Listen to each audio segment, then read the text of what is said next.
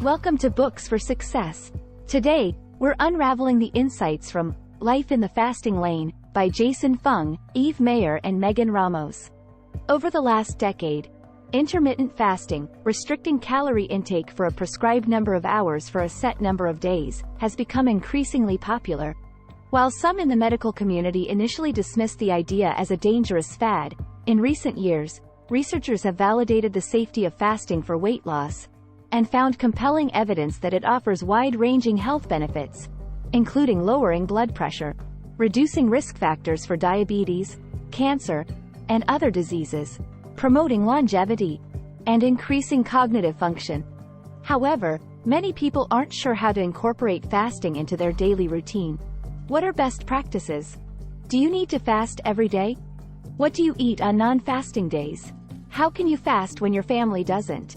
What if you're a person who gets hungry after not eating for a few hours?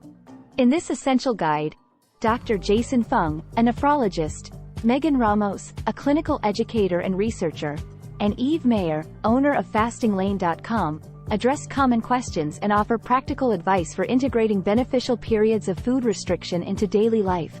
Take the guesswork and fear out of fasting with real life and expert advice about the #1 diet trend. If you like our content, hit that subscribe button and ring the bell for notifications. Don't be shy to smash that like button if you discover something valuable. Let's grow and succeed together. Let's start. Fasting will help you reach your weight loss goals and improve your health. Eve Mayer, one of the authors, grew up in South Louisiana, where you don't eat to live. You live to eat. When she was 8, her mom was diagnosed with a devastating chronic disease for which there was no known cure. For 34 years, she went to specialists all over the country, and she dealt with treatments and medicines that often made her feel even worse. When Eve was 42 years old, her mom finally conquered her disease. Still scared that her mom would not make it another year, she adopted unhealthy behaviors to cope. She buried her feelings in food, hiding it, sneaking it, and gorging herself multiple times a day. Eve has been fat all her adult years. At her peak, she swelled to a size 26 at 300 pounds. Every diet plan she tried worked for a short while, but because she always felt hungry, she would give in, break her diet, and gain back more weight than she had lost. She always felt embarrassed at the gym, at restaurants, and at family reunions. In 2018, Eve decided to try to lose weight again, this time by following a low-carb, high-fat diet. She secretly assumed this diet would fail, too, but, after a month, something felt different.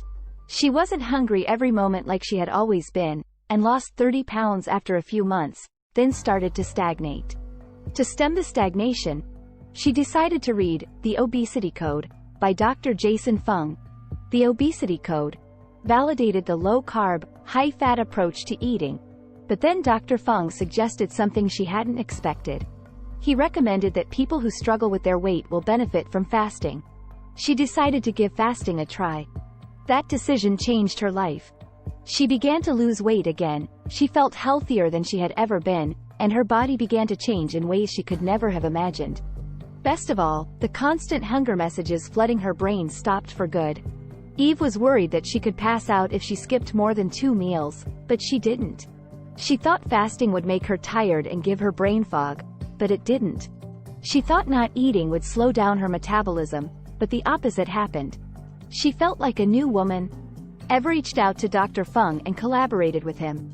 Dr. Fung also introduced her to his health educator, Megan Ramos, who felt a connection with Eve, as she explained her own struggles with weight and a host of other medical conditions.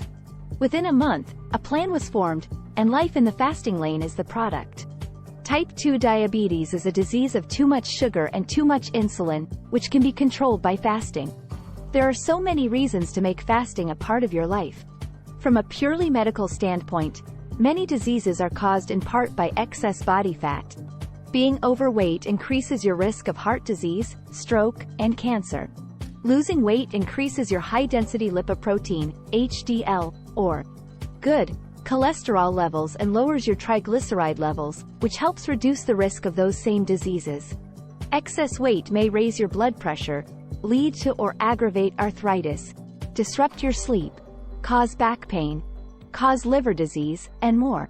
Type 2 diabetes, which is closely related to increased body fat, is also the #1 cause of blindness, kidney disease, non-traumatic amputations, and infections.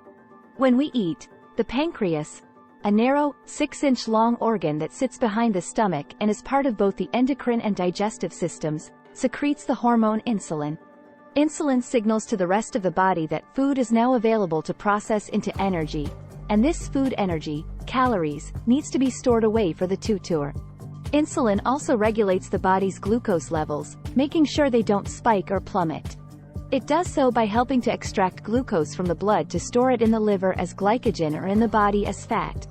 Because the body needs fat for protection, warmth, and energy in times of famine, insulin also prevents us from using too much body fat as a source of energy. Eventually, when there is too much insulin flooding your system, the cells in your pancreas that produce it can no longer respond, and your blood glucose levels become high. If they stay high, you can now call yourself one of the estimated 500 million people in the world with type 2 diabetes. In addition to weight loss, exercise, and diet modifications, typically a diet low in sugar and carbs, the most common treatment for diabetes is a prescription medication. Metformin is the gateway drug for diabetes treatment, and it works by limiting the amount of glycogen your liver converts into glucose, as well as helping your body use insulin more productively. Other drugs, including sulfonylureas, help the body produce more insulin or become more sensitive to it, excrete glucose into the urine, or slow digestion. However, it's disheartening, to say the least, that fasting is not recommended by the health community. Why? Because more than any drug or diet modification, fasting helps control your insulin. Type 2 diabetes is essentially a disease of too much sugar and too much insulin. What decreases sugar and insulin? Fasting. When your insulin is in check, your blood sugar stays in check, your weight stabilizes or decreases, and your risk of developing any number of chronic health conditions goes down. Did you know? By not eating, we allow insulin levels to drop, which tells the body that food is no longer available and that it's time to eat some of the food in the fridge, glycogen, or freezer, body fat. What happens to hunger during fasting? People always assume that hunger will increase until it becomes unmanageable. The truth always surprises people. Hunger tends to decrease during fasting. Why? There are 2 reasons, and the first has to do with the 2 means by which your body derives food energy. During fasting, your body switches fuel sources.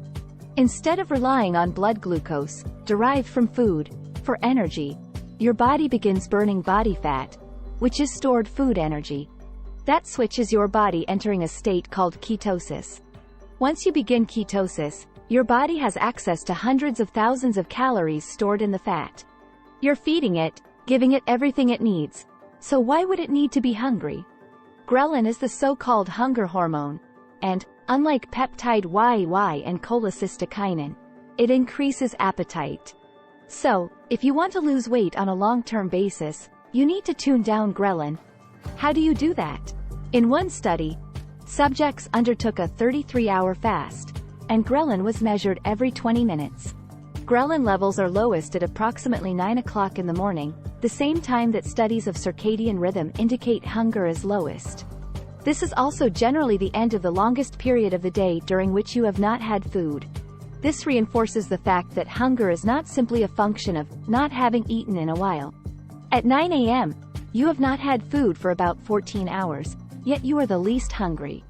The surge of counter-regulatory hormones that happens before we wake up also serves to deaden the appetite. Therefore, again, if hunger is not simply a function of an empty stomach, and is instead a product of our hormones, then eating does not necessarily make you less hungry. There are 3 distinct ghrelin peaks, corresponding to lunch, dinner, and the next day's breakfast, suggesting that hunger can be a learned response. We are used to eating 3 meals per day, so we begin to get hungry just because it is time to eat. But if you don't eat at those times, ghrelin does not continually increase. After the initial wave of hunger, it recedes, and it spontaneously decreases after approximately 2 hours without food. So, studies suggest that if you ignore your hunger, it will disappear. Your average ghrelin levels over 24 hours of fasting decrease, meaning that eating nothing over a long period of time makes you less hungry. This holds true on very extended fasts, too. A recent study showed that after 3 days of a fast, ghrelin and hunger gradually decreased. When men fast, the hunger hormone decreases only by a small amount, but women show a huge decrease in ghrelin. Therefore, you'd expect women to benefit much more from fasting because their hunger drops more. Did you know? Randomly skipping meals and varying the eating intervals helps break our current habit of feeding 3 to 6 times a day. Rather than being hungry just because it is time to eat, we become hungry only when we are really and truly famished. There is a very fine line between food enjoyment and addiction. Food plays a role in every celebration in every culture in the history of the world. Holidays call for midday feasts. Birthdays are celebrated with cake. Backyard barbecues, tailgates, neighborhood potlucks. Food is used to create community and connection. This is totally okay, and the good news is that fasting doesn't require you to skip these special occasions. But a problem arises if we are feasting or eating cake every day instead of once in a while, because that's when we've crossed the line from the simple enjoyment of food to addiction. While people have enjoyed eating since the dawn of time, food addiction is almost entirely a modern problem. When it is time to stop eating, our body engages natural satiety mechanisms. Whole foods like a rib-eye steak are delicious and provide long-term energy and plenty of nutrients for fat storage. But could you eat a giant 50-ounce steak at one sitting? No way. Even naturally, sweet foods like fruit have properties that trigger satiety mechanisms in our body that make it difficult for us to become addicted to them. When was the last time you heard of someone addicted to apples? Or totally, completely hooked on carrots? Never. In 2015, a group of researchers set out to identify and rank the most addictive foods. 9 out of 10 are almost entirely made up of processed ingredients. 1. Pizza. 2. Chocolate. 3. Chips. 4. Cookies. 5. Ice cream. 6. French fries. 7. Cheeseburger. 8. Non-diet soda. 9. Cake. 10. Cheese. A cue, such as stress, triggers a routine that leads to a reward, a feeling of relaxation or happiness. There are all kinds of cues. There are positive ones like getting married, being on a wonderful vacation, or getting your dream job. There are also negative ones like work stress, sadness, loneliness, and sickness. But no matter the cues, the routine always stays the same: highly processed and refined carbs. Let's celebrate with ice cream. I'm feeling sad, let's get some ice cream. To change our habits, we must change our routine. The reward to feel good does not require the use of highly processed carbohydrates or sweets. You can experience relaxation and happiness. That is, feel a real reward, without having to depend on food. You can use 2 strategies to help beat this cycle. First, substitute fat for sugar each time you have a craving. The fat signals to your brain that you are nice and satiated, and to turn off your appetite. Second, fast. Fasting similarly helps regulate your hormones, so you regain control over your appetite, but it also gives you freedom. Did you know? Research shows that sugar is directly linked to obesity, cardiovascular disease, diabetes, cancer, and many other chronic diseases. Yet, our brains have become hardwired to associate processed foods with instant pleasure, happiness, and belonging. The thought of giving up these foods, even for short, fast, feels impossible. Name your goals, create a plan to achieve them, and then follow through with your plan. You are at the beginning of an exciting journey. You may be tense and eager, ready for the gun to fire so you can launch toward the challenge. Or, if you've battled weight and health challenges for years, you might be anxious about what lies ahead. If desperation and self-doubt are some of your companions, it's time to stop thinking this way. No matter how many calories restriction diet plans you've tried in the past, yes, you can do this. Common lies about fasting. Fasting will make you sick. Quite the opposite. Fasting can lower your risk of heart disease, cancer, type 2 diabetes, and high blood pressure. Fasting will cause your blood sugar to crash. Your body does a wonderful job regulating blood sugar levels, so there's little chance of your body having a negative hypoglycemic response. Fasting will slow down your metabolism. There is no research that shows that fasting, even fasts up to 3 days, suppresses metabolic rates. You'll die of hunger. Have you ever skipped a meal? Look what happened. You didn't die. That's obvious because you are reading this summary. If you are out of the habit of goal setting, it is time to get back in the groove.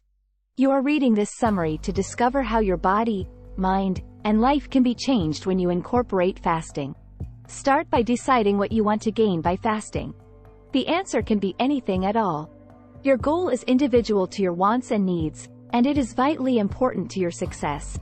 Reaching your goal may not be fast or stress-free, but nothing worthwhile ever comes easily. Picture your fasting skills as a muscle you must exercise, rest, and grow. Some days you'll flex that muscle with ease. Other days are going to be a challenge. It's during those times that focusing on your goal becomes important.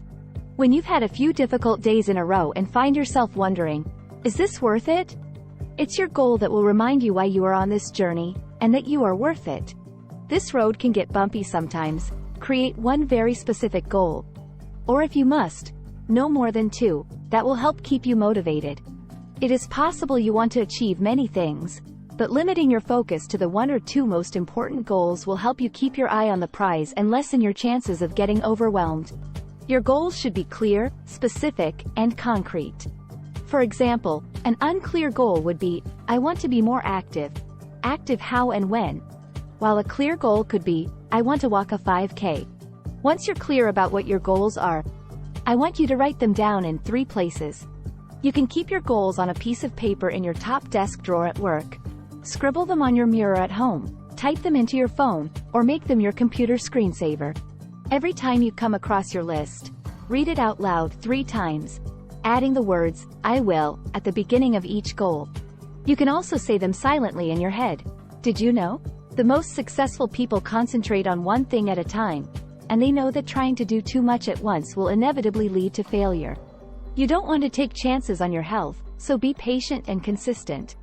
If you are, you will reach your goals. The relationship between sex, pregnancy, and fasting. As you embark on a lifestyle of fasting, should you be ready to put your sex life on hold or postpone your dreams of getting pregnant? Not at all. If anything, you should prepare for a re-energized libido.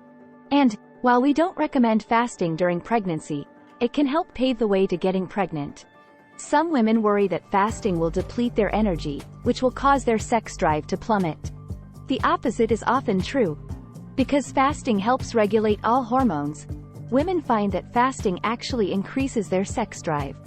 Fasting also may boost vaginal moisture, which helps many women enjoy sex more than they did before. Don't expect these changes to happen overnight, though. Positive sexual side effects usually occur within the first 3 months of consistent fasting, whether that's skipping breakfast every day or doing a 36-hour fast twice a week.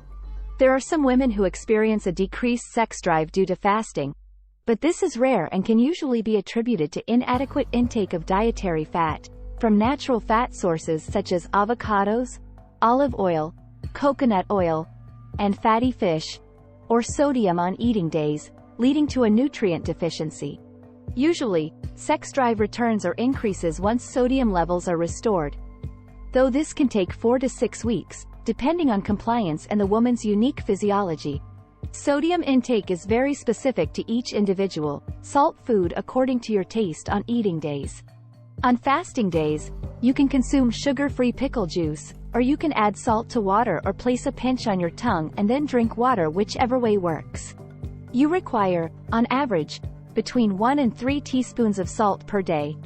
But if you have a certain medical condition like high blood pressure, you may need to avoid salt entirely. Always check with your doctor. If you've noticed that your salt intake has no effect whatsoever on your libido, you're obviously ingesting the right amount for you. By helping you lose weight, fasting may also help prevent some of the unwanted complications that can occur during pregnancy, such as gestational diabetes and high blood pressure. That said, it's important for a woman who is fasting for fertility reasons to closely monitor her cycles and stop fasting as soon as she knows she is pregnant. Pregnancy is a time for growth, and fasting restricts the nutrients that are needed for growth. Fasting may also negatively impact the quality of breast milk, so we recommend that nursing mothers not fast. However, it's perfectly okay to focus on time-restricted eating during this time. That is, eating meals within an 8-hour window and abstaining from snacking.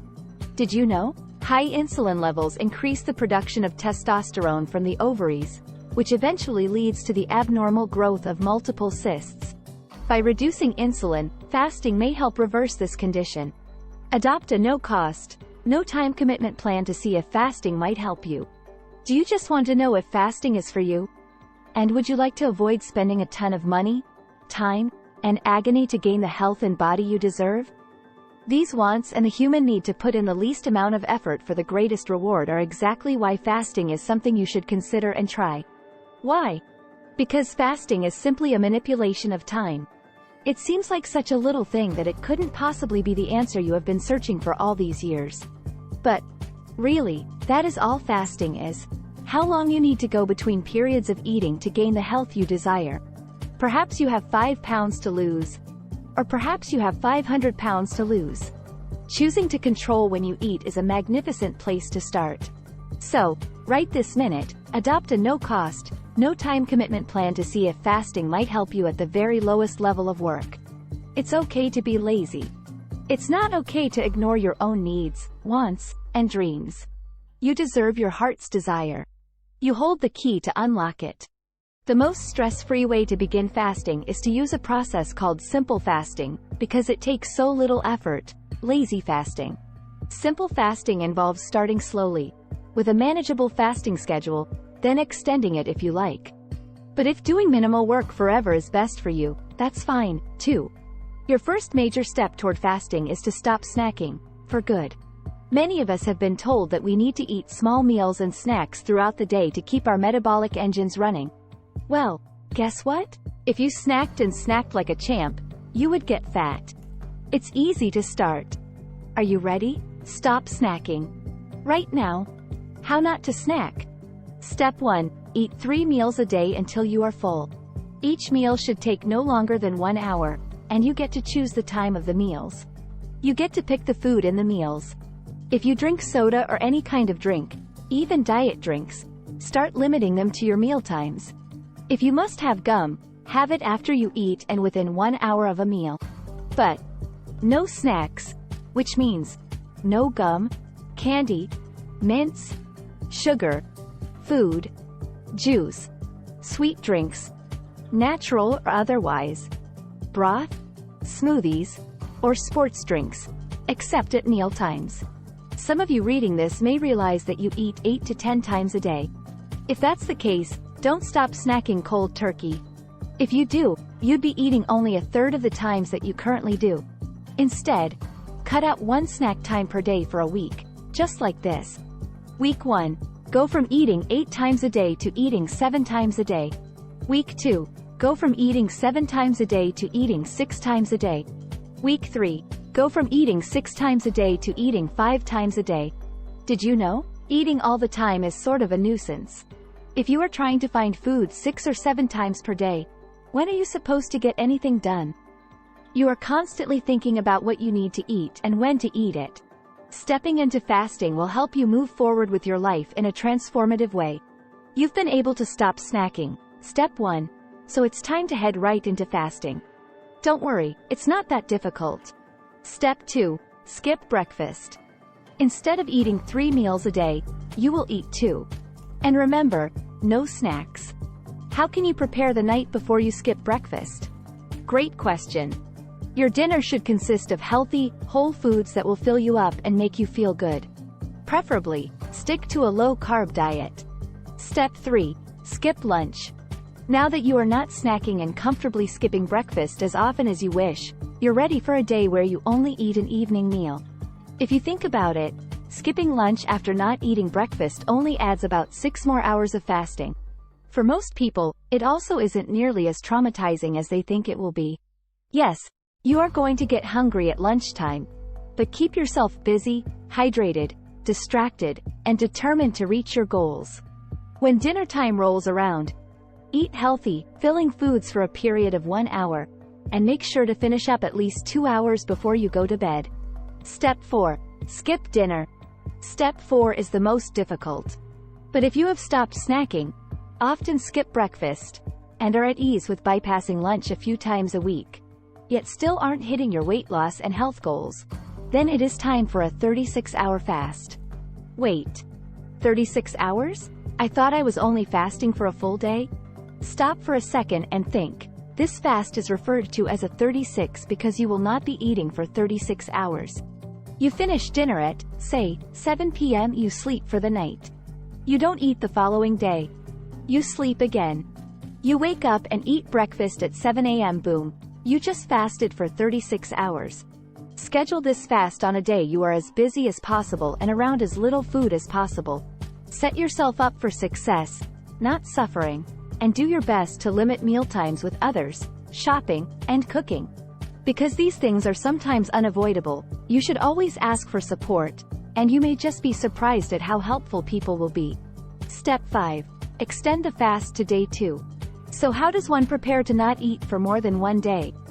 First, you must decide if you want to do it at all. So many people have lost weight and met all their health goals without ever doing an extended fast. And that is more than fine. This is not the case for everyone, though, and there are many reasons you might want to try an extended fast. They include: you want to speed up the process toward your goal. Your weight and measurements have stalled for a month or more. You are curious to see what it is like. You are curious to see what it is like. Did you know? Extended fasts can be a wonderful reboot for your weight and overall health. They can be life-changing for any number of health conditions, and they may even change your perspective on your health, happiness, and self-worth. Conclusion.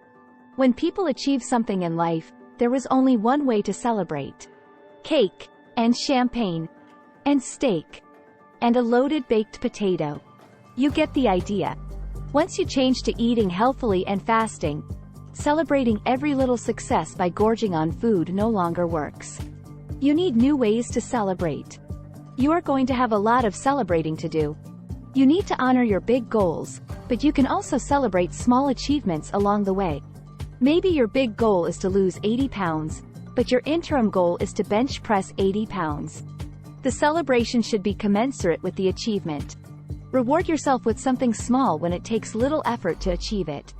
For example, you might get the remote control to yourself for a night when you complete your first 24-hour fast.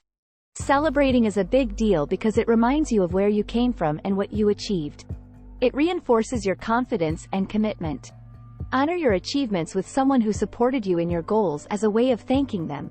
Set aside some of the money you save from fasting and put it in a bank account or an actual piggy bank for your celebration fund. It doesn't matter if you can afford $2 a week or $200 a week. You can watch the savings toward your imminent success grow as you get healthier. Try this.